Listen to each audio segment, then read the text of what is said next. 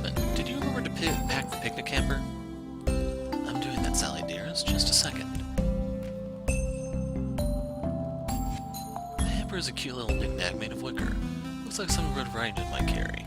Skipping through the forest on her way to see her sick grandmother. Sally tried her hardest to make today as perfect as possible. She woke up at 6 a.m. on the dot, when the birds began to chirp on the telephone poles, to prepare this meal for the three of us, our happy family. It's 6:30 in the morning now, the sun sleepily peeking out through the clouds, and we're all dressed ready to face the new day. Even Melody is awake before noon, a rarity for her on weekends. She sits at the table, doubled over like a tomato plant that's come loose from its supports. She nurses a cup of coffee in her pale hands, hiding behind her curtains of long black hair, so it's hard to see her face. Well, at least she's awake. That's something, I suppose.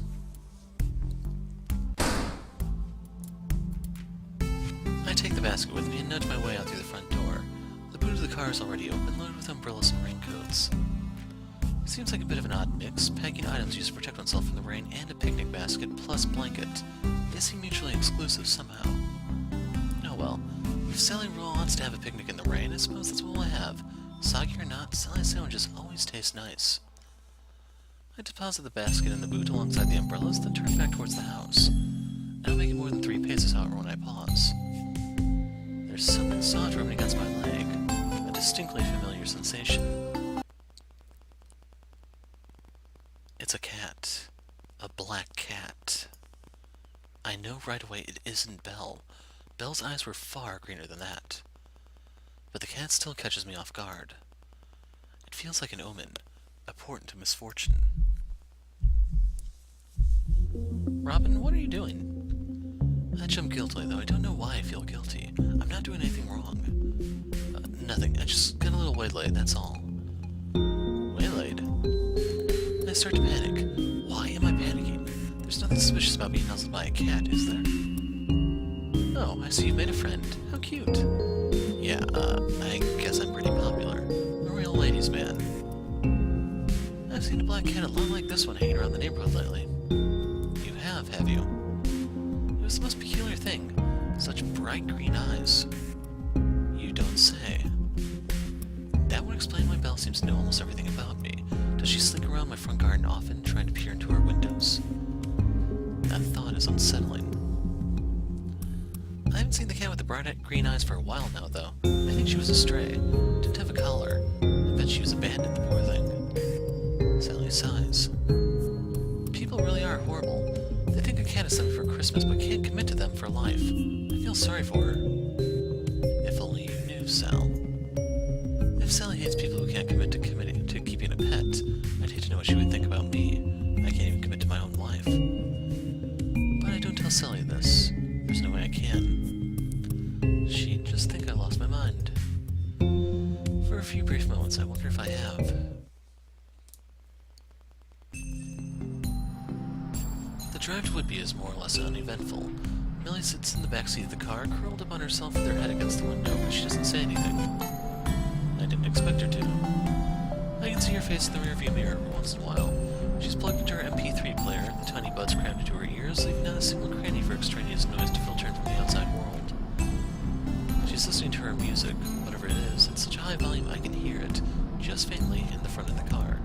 I wonder what kind of music Melly likes. I don't know because I've never asked her. There's so much about my own daughter I don't know. I sigh, tapping my fingers against the steering wheel. At least we're all together. Sally, Melly, and me. We sit underneath the same roof, brought together inside this tiny tin can of a car. That has to count for something, right? I'll make it count for something. We're going on a family trip. Today isn't about me. It's about my daughter. I don't want to be selfish anymore. Hey, maybe the weather will be nice after all.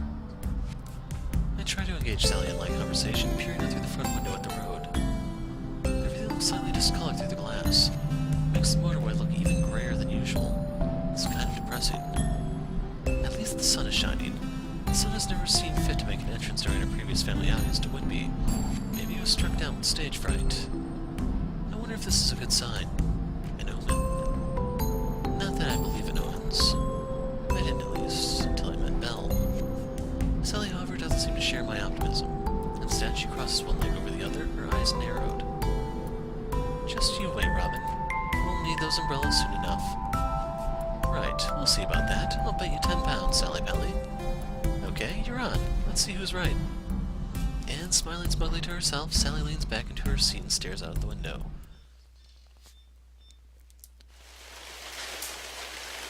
By the way, Robin. Yes? You owe me 10 pounds. Alright, don't sound so pleased with yourself. Did you want it to start raining? I didn't, but I had a feeling it might. It's rained every other time we came here. I didn't see a reason for it to change now. So you were going by past experience, were you? Yes, that and the fact that it clearly said it was going to rain on the news this morning. I guess I take a step backwards as the wound in my eyes comically wide. You mean you were cheating this whole time? I wouldn't call it cheating. It's more like using whatever resources you have at hand to ensure your victory. You can use however many pretty words you want, Sally Pally, but it sounds like cheating to me. They'd throw you out of Vegas on the spot for sure. Sally only smiles, nudging me on the side with her elbow. It's a good thing we aren't in Vegas then, isn't it? Ooh, you're evil. Practically the devil incarnate. Isn't that why you married me? Maybe it was. I've always been something of a masochist, I'll admit. Any child who willingly dedicated hours upon hours to playing furry lease in their grandfather's dusty study must have some masochistic tendencies tucked away somewhere. It's just not possible to focus on such a grueling task without a touch of masochism, particularly when making music is not that rewarding. Not instantly, at least. You have to work on it. Kind of like marriage. I wonder if the money man on my finger is another strike against me. The three of us, Sally, Melly, and I, are tramping dutifully around the ruined Whitby Abbey, located high up on its hill.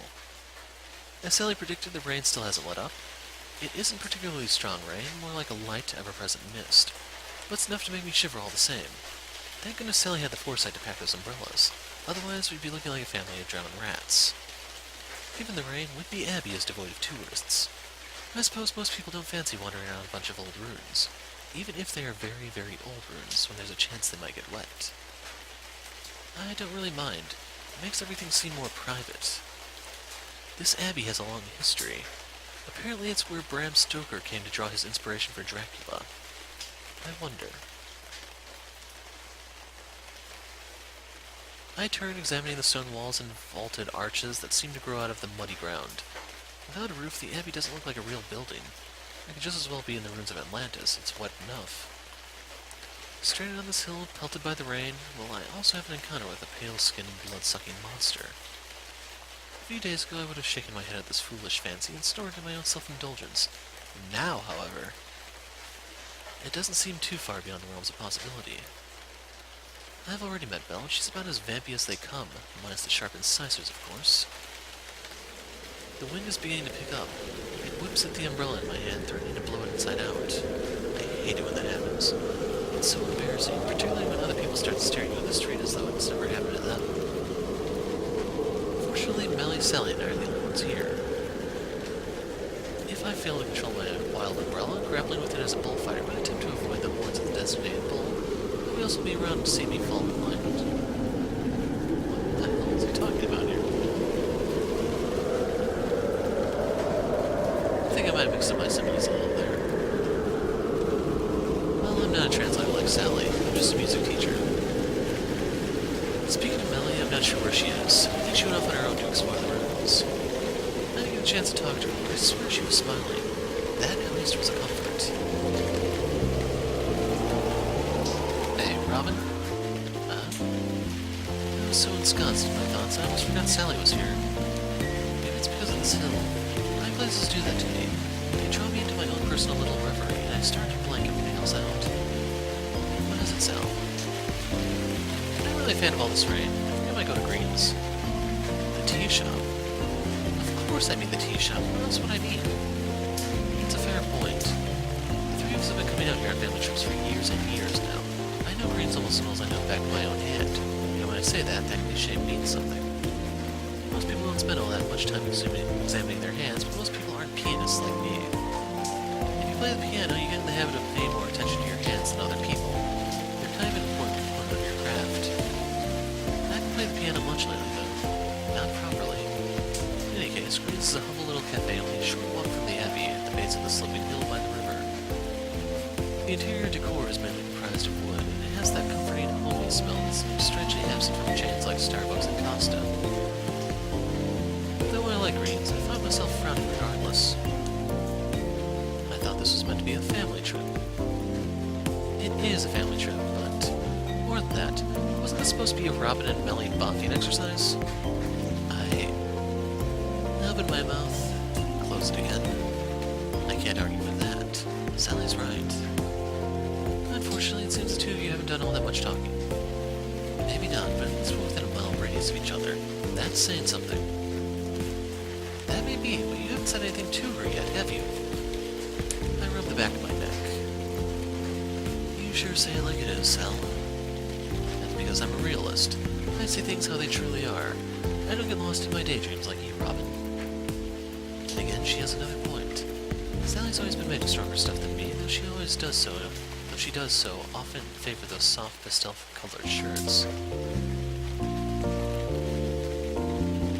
Anyway, I think you and Nellie need some time alone. Try to talk to her alone, ask her some questions. I think she'll appreciate it. I can hardly tell that Sally thought of interacting with my own daughter fills me with dread. My stomach feels cold, like I just swallowed a mouthful of dirty water from the bottom of a well. I gulp. Well, we'll need to face up to our fears eventually. I know deep down what I'm scared of isn't Melly. Not really. It's disappointing her. No man wants to be a disappointment to their only child. My own enduring cowardice. I wasn't decided being distant was better. I was wrong, of course. I often am. Right. You're right, Sal. I'll try to talk to her. I couldn't pick a more miserable day to do it either. That's just me, though. I don't like the rain, but I think Melly does. Maybe that's because when it rains, fewer people go outside. It might be hard trying to talk to Melly now, though. She isn't here. I left her my keys a couple of minutes ago. She said something in her car. She said she left something in her car, maybe in her umbrella. Good. I know it might be hard, but taking the first step is important. I laugh awkwardly, rubbing the back of my neck with one hand.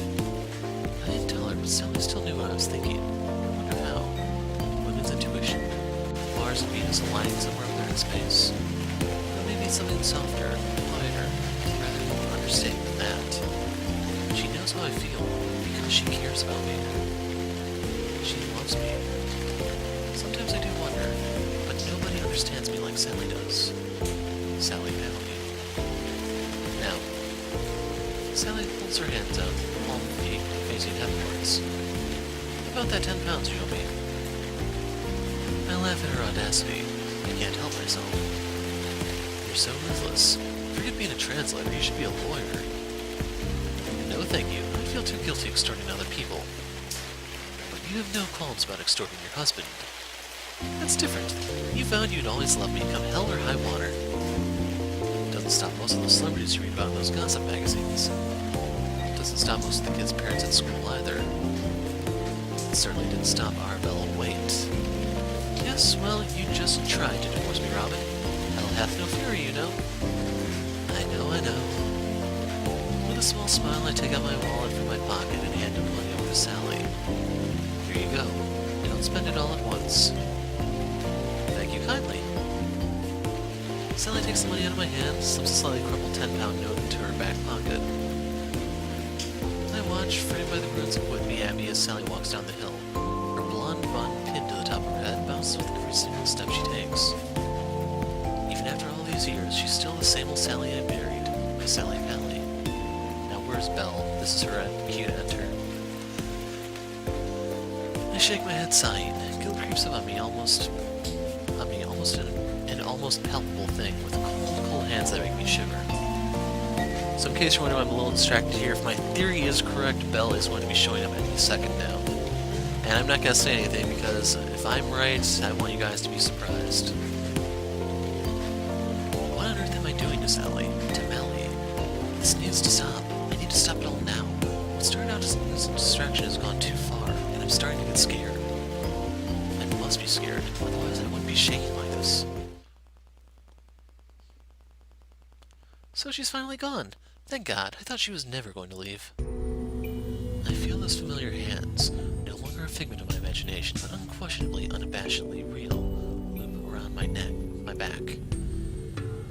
The touch sends shards of ice shooting through my blood, chilling it more effectively than cold water ever could. Belle. I don't turn around. I stand there staring out the roofs of the houses spread beneath me like a blanket. Is it just my imagination, or has the wind started to pick up again?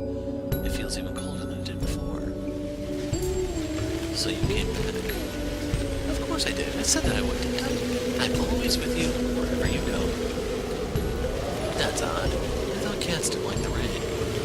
I don't. That's why I'm not going to stay here long. It's making my hair frizz. I would hate for royalty like you to put your hair for a peasant like me. Perhaps you should take your leave. Are you telling me to go, Robin? I might be. It might be easier that way. Sure, it might be easier, but I'm not going to do what you want just because it'll make things easier. It's a terrible way to talk to a woman, Robin, particularly a woman who's in love with you. Now look here.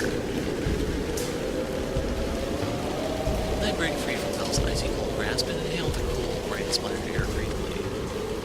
There's something about Belle's presence. Even when I can't see her face, that's so overwhelming it's hard for me to think straight. Being embraced by her white skinny arms is like slowly sinking in the bottom of a dark black sea. It's suffocating. Spine-chilling. I might say if this were a Hammer House of Horror production. Which it isn't. I don't know what this is. Thank heaven for small mercies. Belle stands there looking much the same as ever. She's forgotten her school uniform today. I suppose that makes sense given it's a Saturday and instead wears a dark coat. The coat looks familiar for some reason, but I can't quite place it. So does the umbrella she's holding, shielding her hair from the rain.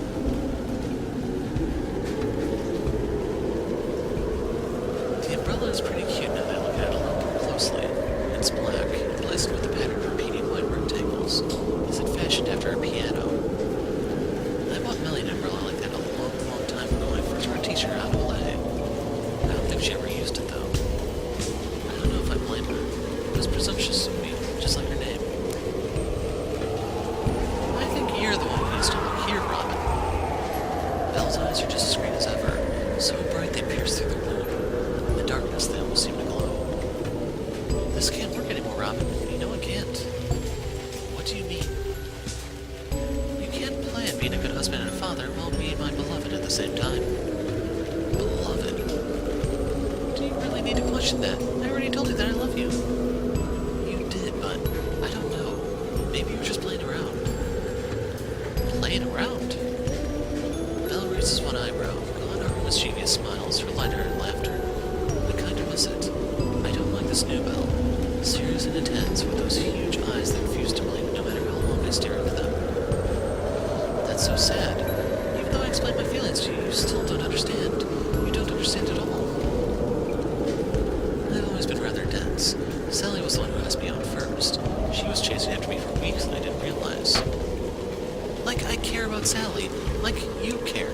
Stop trying to fool yourself. But she's my wife. So what? It doesn't mean anything. Why should you care about your wife when you have me? But I've known Sally for almost 18 years. And you've known me for 30. That isn't the same, Belle. No, it isn't. It's not the same because she doesn't love you the way I love you. She can only love you as a human woman can. Complaining and insulting and always finding faults. People are all like that. They're so concerned with their own shortcomings that they pick on one another to make themselves feel better. It's not real happiness, though. No matter what they tell themselves, it's all fake, hollow and empty. People are all hollow and empty. I'm not like that. I love you for who you are. I've loved you from the moment I met you.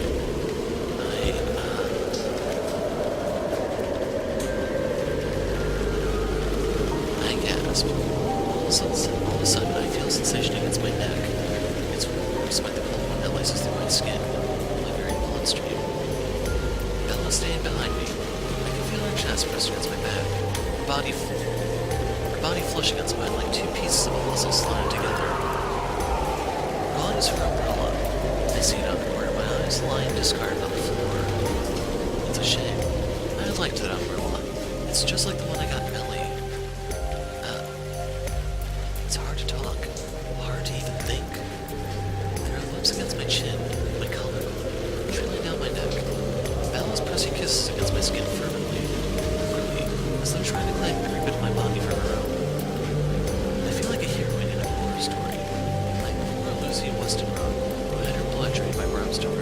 lose count. I was right.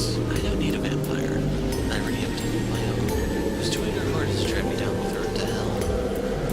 The burning kisses, combined with icy rain, make me tremble. My knees feel weak. I can hardly stand.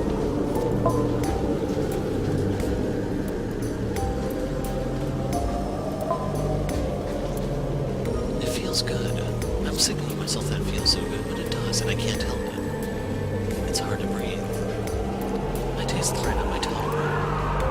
All of a sudden, I recall what happened years and years ago when I was trying to tread water in Great River's Lake. Even though my head kept bobbing under and I couldn't feel my fingertips anymore. I'm drowning again. I almost gave my life for Belle 30 years ago. Now she's come back to finish the job. I told you before, Robin. Belle draws her lips away from my neck, her fingers digging into my shoulders. I feel her breath against my burned skin, steam and saliva in the falling rain, and it makes me tremble more. I'm a selfish girl. I don't like sharing. Another kiss. I'm the most selfish girl who ever lived and who shall ever live. I can't stand watching you and your wife together like that. Both of you smiling. It turns my stomach. It makes me want to kill her. Belle, I wish I could reply with something. Anything. But I can't. It's not possible. The words die in my throat, lost amongst the sound of the wind and the rain and the soft, sucky noises of Belle's lips against my neck. I wonder if this will leave a bruise. Now, how the hell will I explain that to Sally? Maybe I could tell her Count Dracula got me. The real one, not Bella Lugosi, who was dead after all. That would probably be more believable than the truth. Please, Robin. Belle nips at my flesh with her teeth. Make up your mind. You need to choose between the two of us. It's rude to string two women along like this. If you're not careful, you'll break my heart. But why? Why now all of a sudden? I don't know. Maybe it was because I kissed you yesterday. It made me realize something. What exactly? That I'm tired of waiting around for you. I've waited more than 30 years just so we could talk. Give a girl a break. I'm going crazy here. You're going crazy? I laugh, though it sounds more like a choked gasp than anything. What do you think you're doing to me? Well, I wonder. Belle giggles, her voice light and sing-song, presses yet another kiss to my neck.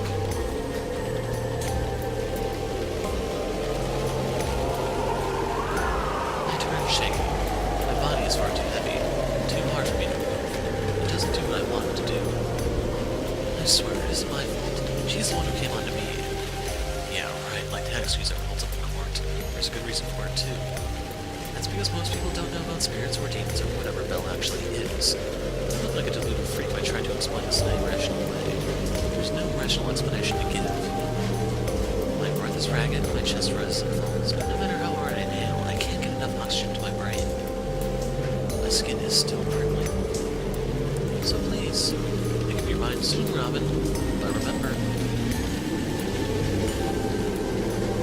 Belle tilts her head to one side and smiles, her black hair catching in the breeze. Hell hath no fury. My heart constricts my chest. All of a sudden I feel like I'm going to vomit. What on earth have I done? You let one demonic cat girl into your life and suddenly everything starts to fall apart. Well, bye-bye, Robin. I'll see you again soon. And with that farewell, which sounds rather more ominous than her lilting tone would give one to suggest, Belle turns on her heels and walks away. I watch as she departs, staring, for some reason, at that umbrella clenched firmly in her hand. How strange. Once more, I can't sleep. Maybe it's because of my encounter with Belle earlier. Maybe it's because she kissed me.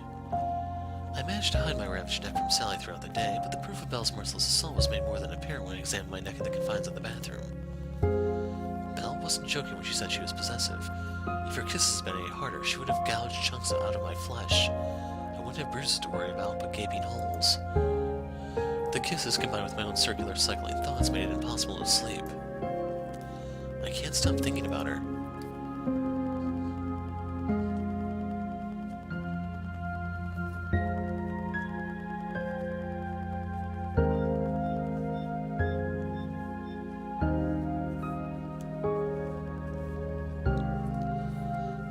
no fury, she told me, a small smile on her face.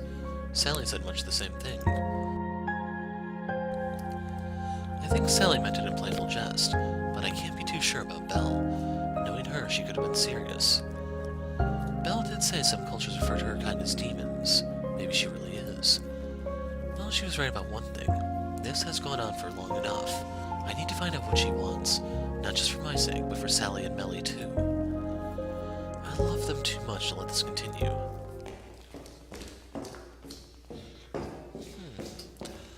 That's why I find myself walking over the bridge where Belle and I first met. It's a dark night and it's cold too, though thankfully it doesn't rain like last time. Maybe the dark storm clouds up above have already expended themselves over Whitby, slicking the cobblestone roads so unsuspecting pedestrians would fall and tumble into the ground like dominoes. That shopping trolley is still lying in the middle of the river, undisturbed, like the carcass of a hippo. It looks strangely majestic under the light of the moon. A monument. A landmark. A pagan place of worship. I shiver. My fingers wrap tightly around the wrought iron railings of the bridge. I don't know if I'm shivering from the adrenaline, the cold, or my own anxiety. Maybe it's all three. We humans are complicated creatures. The bruises down and across my neck still hurt. I keep prying at them even though I know I shouldn't. I can't help it. Maybe we humans aren't that complicated after all.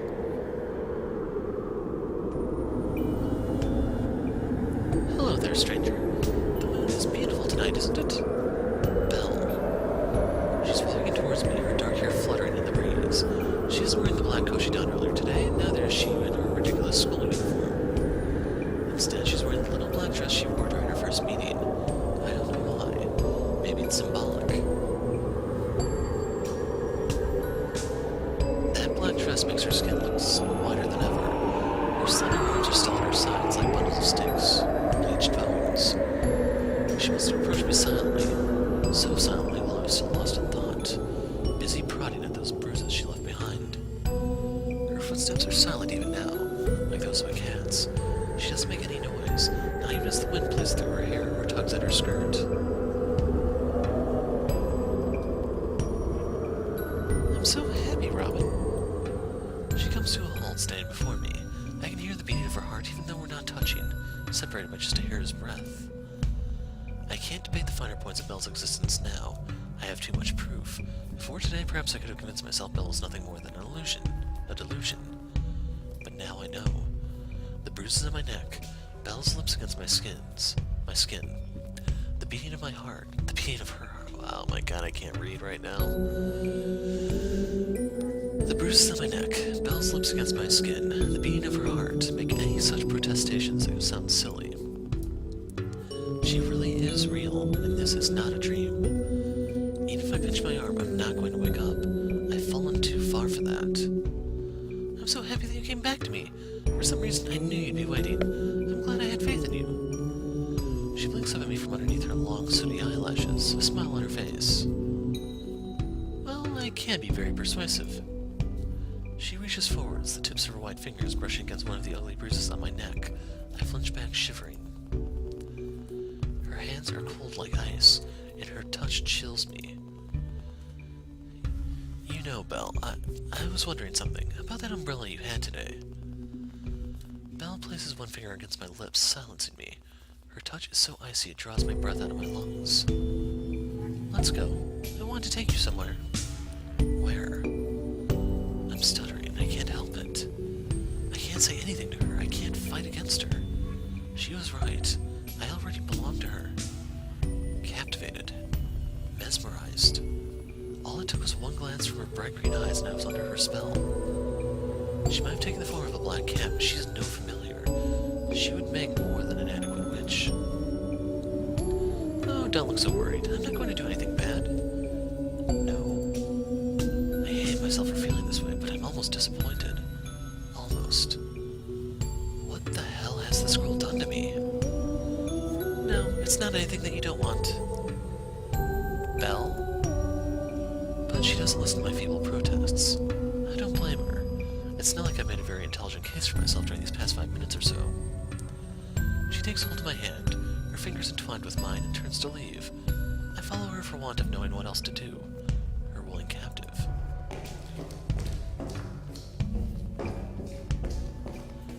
me across the bridge, and I walked behind her, our footsteps merging into one single noise. She could go anywhere. In my current state, I would follow her, right to the bottom of the lake or to the very ends of the earth. I'm enthralled, much like the rats that follow the Pied Piper of Hamelin to their untimely deaths.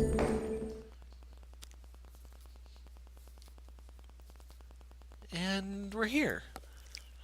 I blinked, looking around. I was so lost in my own thoughts, slow and syrupy, that I completely forgot to pay attention to my surroundings. It's the park. I went here with Belle before when she ate that stupid ice cream, her eyes half-lidded and her lips pursed. The playground equipment looks eerie under the moonlight, the paint flaking. The rusted old swings creak back and forth by the wind. There are no other people. We're the only ones here. Of course we are. It's 1 in the morning. What kind of parent would let their children go out at such an hour? I know I'm not the best father, but I would never permit Melly to do something like this. Melly. I wonder how she is. Is she tucked up in her bed, fast asleep?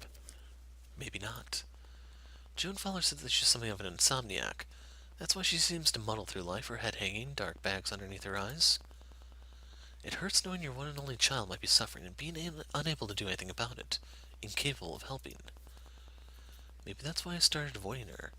Maybe that's why I stopped talking to her, looking into her eyes filled with a vague misery I could not understand, hurt. It made me feel like a failure. I wanted to help her, but I didn't know what to do. In the end, I made it even worse. I really am a bad person. If I wasn't, would I be allowing Belle to drag me around the park past midnight? This is no fairy story. This isn't romantic. I'm just an unfaithful husband, a distant father who's trying to abandon all responsibility. It must have been easy for Belle to dig her claws into me. I walked into her embrace with open arms.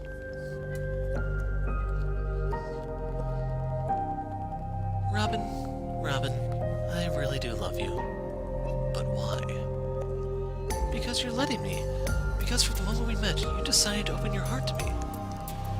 I can't deny it, it's true. I made this game of cat and mouse rather easy, didn't I? I didn't put up even the slightest bit of resistance. Belle's hands grip mine tight. She looks at me with those large emerald green eyes, a small smile tugging at the corner of her lips. I already told you, Robin. You're all mine. I'm not going to let you get away now.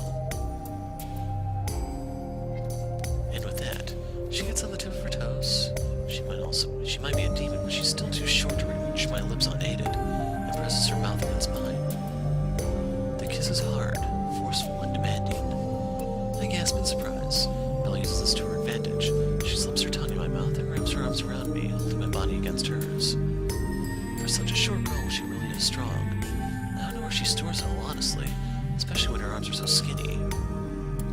I break away from the kiss, breathing heavily. I can hear my heart hammering in my chest. Blood rushes to my cheeks. It's a cold night, but I can feel myself blushing. A strand of saliva connects her open lips, shimmering under the moonlight. It looks indecent. I turn my head, severing it with a slight gesture. I shouldn't be doing this. I shouldn't let myself get carried away. That's what she wants, I'm sure of it, but... I don't understand. What do you want from me? I already told you. Weren't you listening? I want everything. But why? Isn't it obvious? It's because you love me, right? That's right. I love you more than anybody ever has done, Robin. And anybody ever will. But I still don't understand. I can vaguely wrap my head around why Arabella White might be interested in me. As Sally has chided me in the past, I really am too nice to her, especially considering my deep lack of feeling towards her. Though I try to avoid talking with her when I can, she's engaged me in discussions about her drawn-out divorce more times than I can count. The fact that I've complimented her on her appearance a few times in the past, I can't help it, she's a very pretty woman, and let her cry into my chest at Costa last weekend probably didn't help. But I don't understand why Belle likes me so much. It's true that I tried to save her, but the fact remains that I didn't. I didn't do a damn thing, unless you want to count nearly drowning. I wonder if she likes that in a man, being pathetic and helpless. I'm certainly not offering much resistance against her onslaught right now. Maybe it's because, despite my protests, I don't want to. I don't know what I want. It's all so confusing. My head is starting to hurt. There are far too many things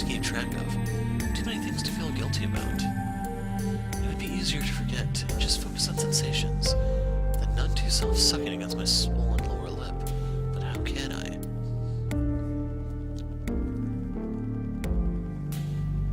Belle, I don't think you should be doing this. I can do what I want. But at the very least, I shouldn't be doing this. I mean, I'm married. But you don't love her. Belle, you don't love her like you love me. How could I possibly love you? I've only known you for a few days. Maybe, but that can all change. I want it to.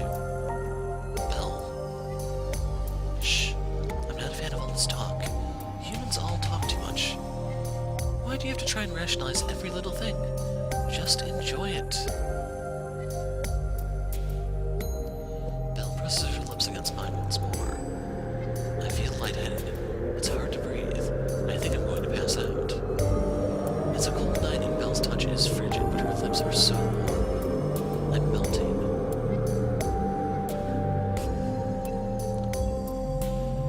Belle guides me to a secluded corner of the park overcast by trees. The moonlight makes her skin shine milky white. Belle leans forward, pressing her lips against the hollow shell of my ear. Her breath glides across my skin. Her fingers are trailing down my chest, towards my crotch, insistent, needy. I don't want this. I don't think I do, but... She squeezes. Hard. I gasp. You like this, right? You like me, don't you? I don't know what to say. What can I say? Even if I refute her, the way my body's reacting should make it obvious enough. There we go. She's a lot tighter than I thought she would be. I don't know why I expected otherwise, given her body is that of a teenage girl, but the way she talks easily makes one forget that claims to be Marie Antoinette and all. I wonder if Marie Antoinette ever gasped like this as she was penetrated. Her head tipped back, eyes rolled into the back of her head. Then I paused, realizing that this is actually quite a weird thing to think of during an intimate moment like this. I thought you said you'd done this before. Belle winces. Her eyes are squeezed shut. I see tears beating in the corners of her eyes. I have. Then why are you so tight? Belle's insides squeeze around my erection, engulfing me in sharp sensation. She's so tight it's almost painful. I have to stifle the moans with my back of my hand. What the hell am I doing? Sleeping with her is bad enough, but we're doing it outside. This is a new level of depravity I never thought I'd sink to. Forget not paying for ice cream Sundays. This is the kind of shit you really can't bounce back from. Maybe it would look better if I wasn't a primary school teacher. There's this kind of image most people have of primary school teachers, music teachers especially, and I can't imagine having sex with young girls as one of them. Belle moves in my lap, just slightly, and my whole body is instantly assuaged with a sharp shock. I twitch, shoulders trembling, and bite down on my hand. Fuck. I didn't really want to sleep with Belle. I don't think I did anyway. It wasn't high on my to-do list. She was the one who instigated it, not me. She was the one that stroked my erection through my trousers, the one who disposed of her underwear, the one who lowered her shaking, pale white body onto mine.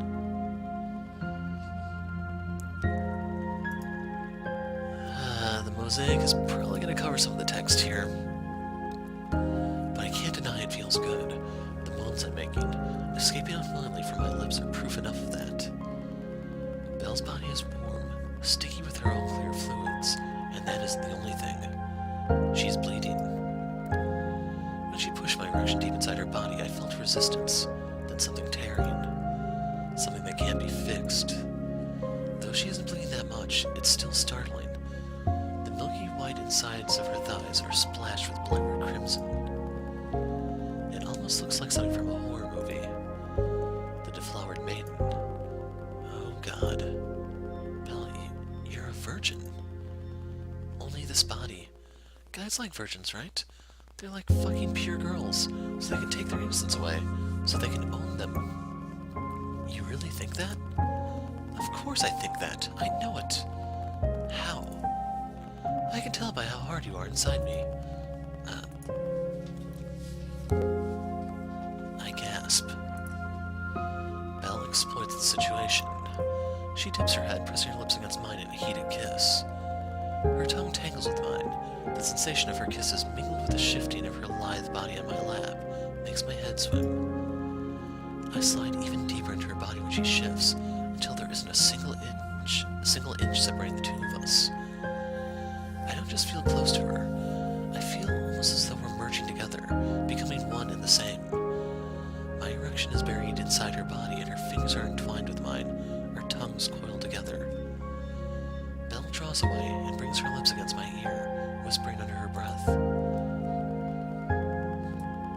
And the mosaic's back. It's okay, you don't need to hold back. But I was waiting for this moment. I was waiting for so long. I want you to enjoy yourself. But I don't want to hurt you. Don't you think it's a little bit too late for that? I turned my head away, my own face burning red. That really wasn't my fault. You were so insistent. You try going for 30 years without sleeping with anyone, see how insistent you get. That's a fair point, I guess. I already told you, I don't mind, so just do it.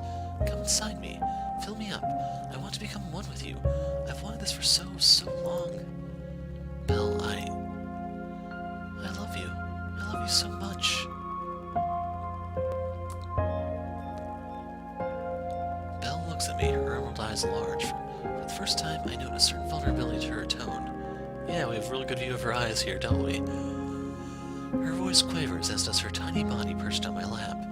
She's so light, even when she's pressing down against me like this, almost like a feather. Her collarbone juts out alarmingly underneath her white skin. Her exposed breasts are so small, and her arms and legs are so slender. It's almost like she's made of air. I want to take care of her. I want to protect her. I want to love her. I want to fulfill her wish, just so long as it will make her happy. She must have been so lonely these last 30 years, trapped inside her skull with nobody to talk to. I can't even fathom what that kind of isolation must do to a person. No wonder Belle's been so desperate, almost hungry for my affection. I don't know if I can blame her. I suppose it's nice being needed like this, being wanted. I haven't felt wanted in such a long time. Belle, I understand. You do? She blinks at me, dispelling a few stray tears.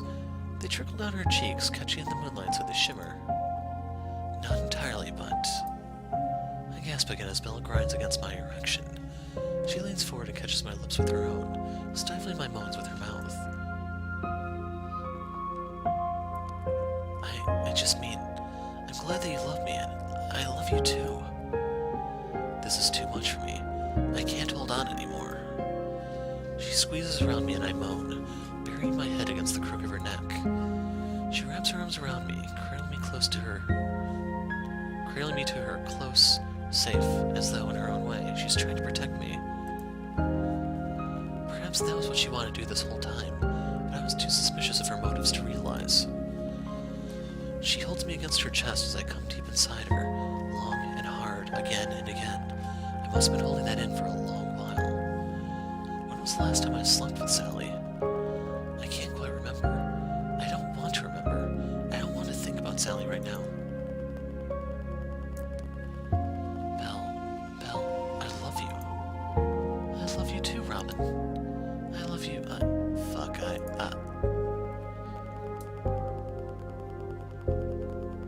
I can hardly think at all.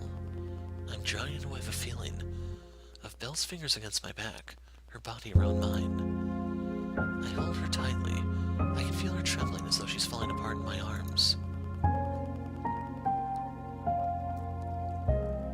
I won't let go of her. I told myself I wouldn't. I want to protect her.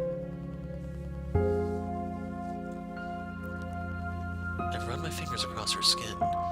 The white spots that cloud my vision slowly fading, my orgasm receding. Her skin is so soft, so smooth, so white, like the insides of a conch shell.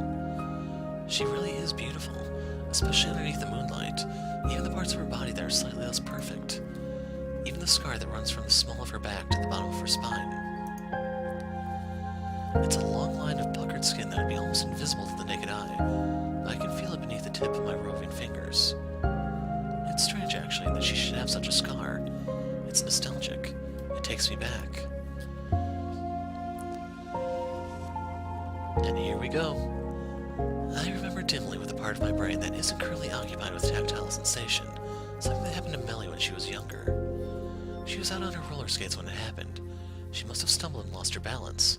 I think she landed awkwardly. She sprained her leg and got a few nasty bruises, but that wasn't the worst of her injuries. Somehow when she fell, she sustained a deep wound.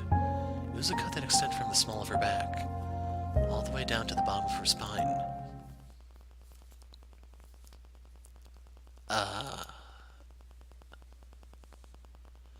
Belle looks at me, her head tilted to one side. Her hair's a little messy and her face is flushed, but her lips are curved in a triumphant smile. I know that smile. I thought I did from the very moment I met her. I knew something looked familiar. Painfully familiar, in fact, but I didn't guess. I couldn't tell. How could I when Belle's eyes are so wide, so big, so unmistakably green? She doesn't have green eyes. She has brown eyes like a woodland deer, brown eyes like mine. But though a few details here and there are different, subtly different, the rest of her face, that nose, the chin, those lips, are all of a sudden incredibly, horrifyingly clear. It's as if, after much fumbling, I finally adjusted the focus on a magnifying glass.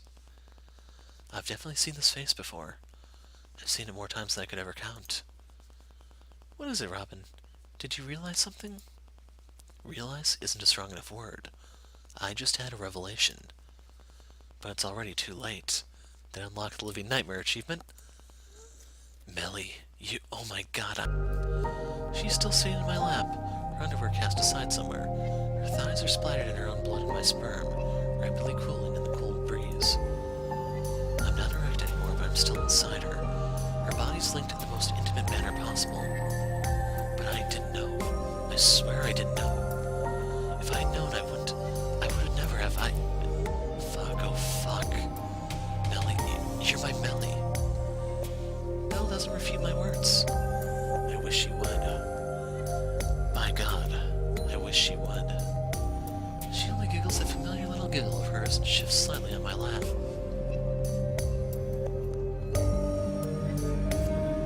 It took you long enough to figure out, dummy.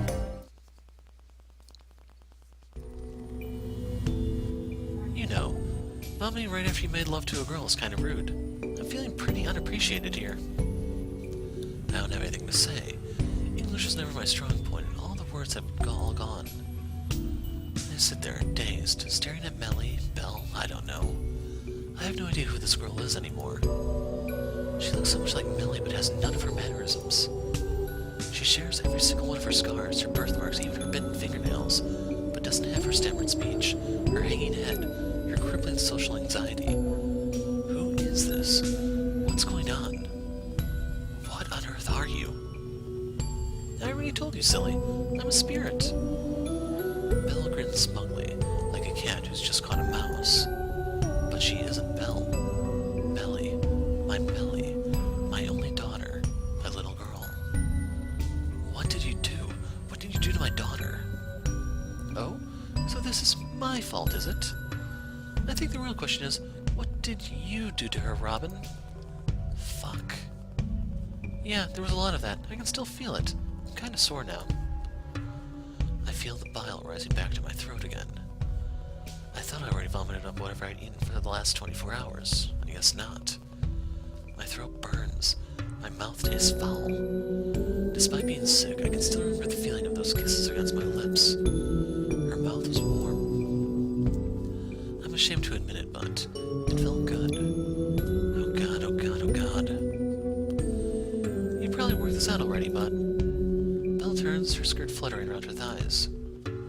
She holds her hands behind her back in a deceptively demure way, a sweet little smile playing across her face. I was kinda lying to you before when I said this human form was all my own. It wasn't entirely original after all. I had to cut a few corners here and there, you see. So, you stole my daughters? More or less. More or less, she says, accompanying her words with a casual shrug. More or less, as though it doesn't matter, as though it's no big deal. Fuck. I was too weak to assume a human form of my own. I used to be able to do that, back in the good old days, but a few things went kind of wrong. I'm not the most popular of spirits out there, you see, and I got into one or two fights. I lost lost most of my powers. From that moment on, I couldn't really do anything more than low-level possession. I had to attach my conscience to some kind of living creature or I'd die. That's when I decided, why not cats? Cats were easier for me to possess than humans back then. Anyway, I like cats. Who doesn't like cats? They're so regal. It's no wonder the Egyptians revered them as gods. They come and go as they please and do whatever they want. So, a cat. I went through a few cats, actually. They don't live all that long, and so I had to keep swapping. It was kind of fun for the first 10 or so years, but after that, inertia really takes its toll on you. Nobody talks to cats, and if they do, they don't expect an answer. Since cats can't talk, I couldn't exactly respond either. My vocal cords weren't cut out for it. I felt like I was going insane. Maybe I did. I know I already told you this, but I think I really would have lost my mind if you hadn't tried to save me back then. It gave me a reason to keep going, to keep living. That was when I decided to get my hands, not that I had any hands, on a human body as quickly as possible. But why did you just my Melly? Well, why did I wonder. Mel smiles through Melly's mouth, distorted into a coy little grin that makes my stomach turn. There were a few reasons. I won't bore you by giving too technical an explanation, so I'll try to gloss over them.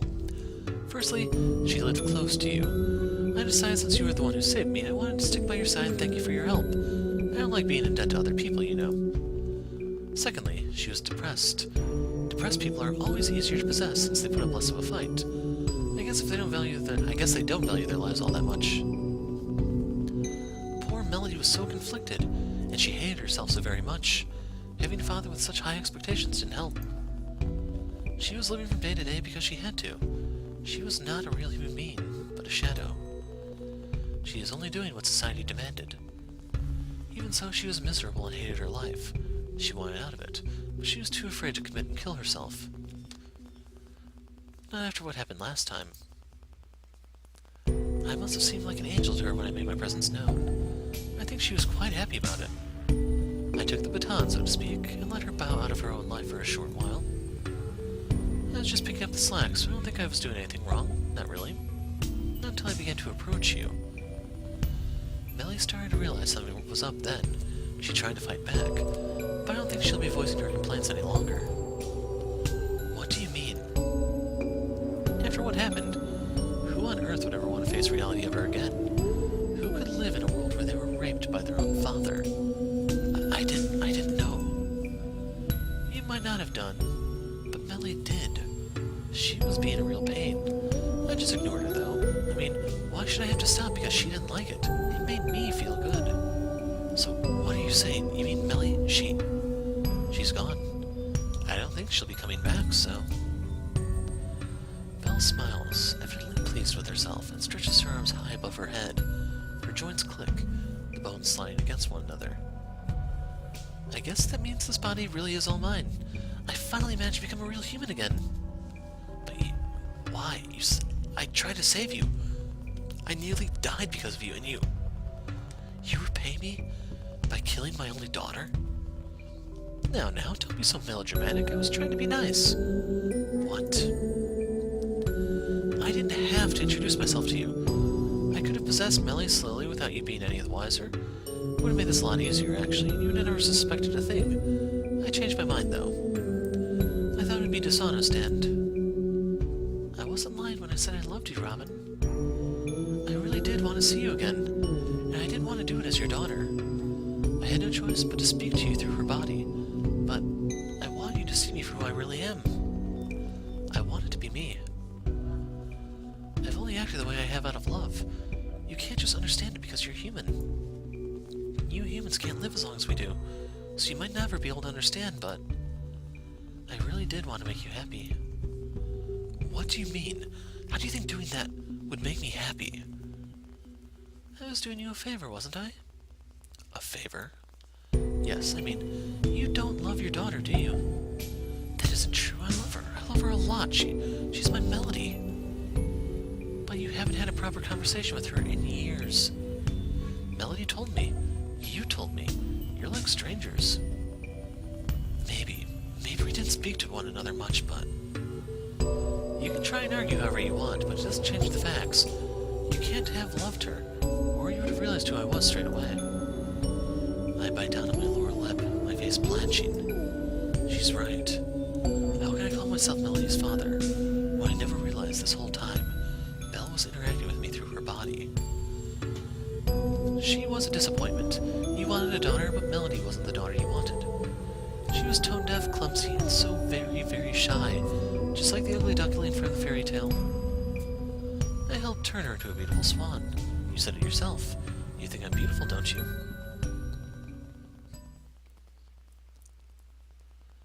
Belle leans forward and takes hold of my face between her ice-cold hands. I only notice now the significance of her poor, shorn fingernails, bitten down to the quick through years upon years of stress, anxiety, and constant worries. Those fingernails, chewed and mangled like the surface of an alien planet, don't belong to her. They aren't Belle's fingernails, the fingernails of a monarch, Marie Antoinette. They're Melody's. Belle's whole body belongs to Melody. Every single one of Melody's memories, her thoughts and feelings are engraved into Belle's skin like Egyptian hieroglyphics in the side of a rock. But I couldn't read any of those signs. I never even bothered to try. Is that because I don't love my daughter? Did I ever love her? This whole time, was I just deluding myself? You should thank me, Robin. Melody should too. I was able to turn your disappointment of daughter into somebody you can be proud of, somebody you can love. And you do love me, you told me yourself. I wasn't lying either. I love you too, Robin. I love you so, so much, more than Melody ever did. I don't understand what you're so upset about. It's too late to develop a guilty conscience. I love you, and you love me. And isn't that enough? I think it is. I've never been happier than I am right now. I want you to be happy too.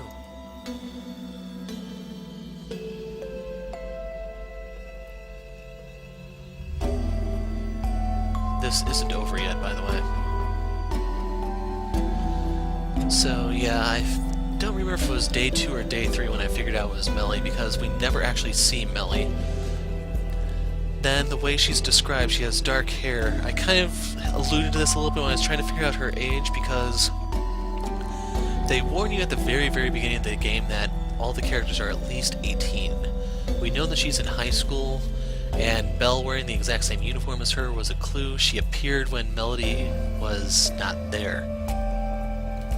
So I don't know the exact time frame if she made her appearance with the sprained ankle, wink wink or whatever. After she had been sent home, she then went to, I forgot where it was he taught at. But yeah, the time frames, the descriptions, the lack of information, I started to suspect that, I'm afraid. And then the whole umbrella and code thing was a dead giveaway. That's pretty much why I expected her in the ruins when the wife disappeared, Sally.